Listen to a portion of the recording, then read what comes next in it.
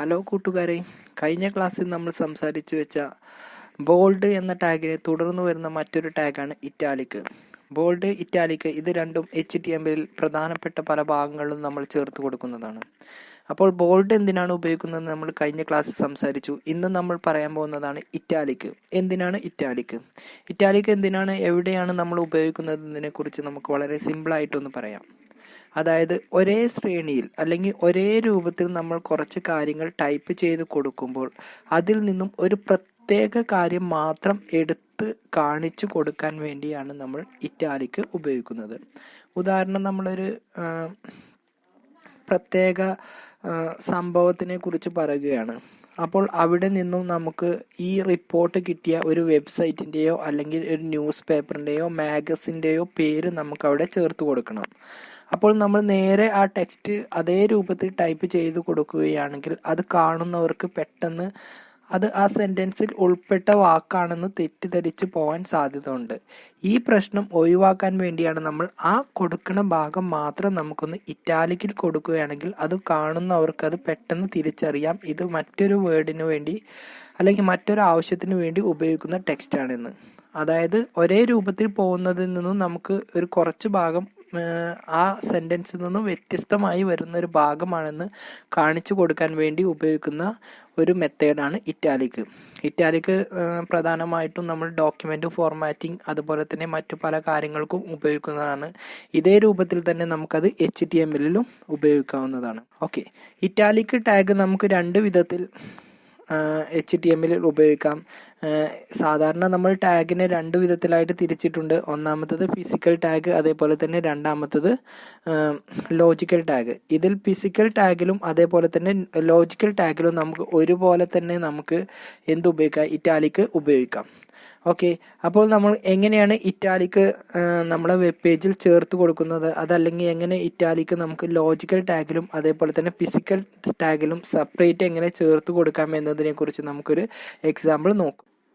കൂടുതലൊന്നും നമുക്ക് ഇറ്റാലിക് എന്ന ടാഗിനെ കുറിച്ച് സംസാരിക്കാനില്ല, കാരണം ഇത് അധികം ഒന്നും ഇതിൽ അഡ്വാൻസ്ഡ് ആയിട്ടോ അല്ലെങ്കിൽ മറ്റു പല ആട്രിബ്യൂട്ട്സ് എലമെൻറ്റ്സ് ഒന്നും ചേർത്ത് കൊടുത്ത് ചെയ്യേണ്ട ഒരു ടാഗ് അല്ല. ഒരു എന്ന ടാഗ് ഓപ്പൺ ടാഗ് ആണെങ്കിൽ അതിനൊരു ക്ലോസിംഗ് ടാഗ് നിർബന്ധമാണ്. ഇതിൻ്റെ ഉള്ളിൽ നമുക്ക് എന്ത് ടെക്സ്റ്റ് ആണോ വേണ്ടത് അത് ചേർത്ത് കൊടുക്കാം. കഴിഞ്ഞ ക്ലാസ്സിൽ നമ്മൾ ബോൾഡിന് എന്തൊക്കെ കാര്യങ്ങളാണോ പറഞ്ഞത് അതേ മെത്തേഡുകൾ തന്നെയാണ് ഈ ഇറ്റാലിക് എന്ന ടാഗിന് നമ്മൾ ഉപയോഗിക്കുന്നത്.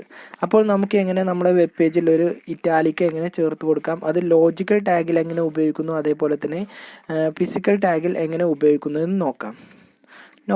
സാധാരണ നമ്മൾ ചെയ്യുന്ന പോലെ തന്നെ HTML ഫയൽ വെച്ച് തുടങ്ങി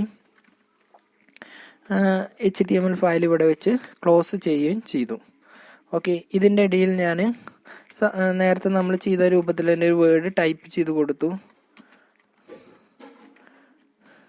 ഓക്കെ, നമ്മൾ ഈ സൂമിക്സ് ഇൻഫോ എന്ന വേർഡ് മാത്രം നമുക്ക് എന്ത് ചെയ്യണം, ഇറ്റാലിക് ആക്കി മാറ്റണം.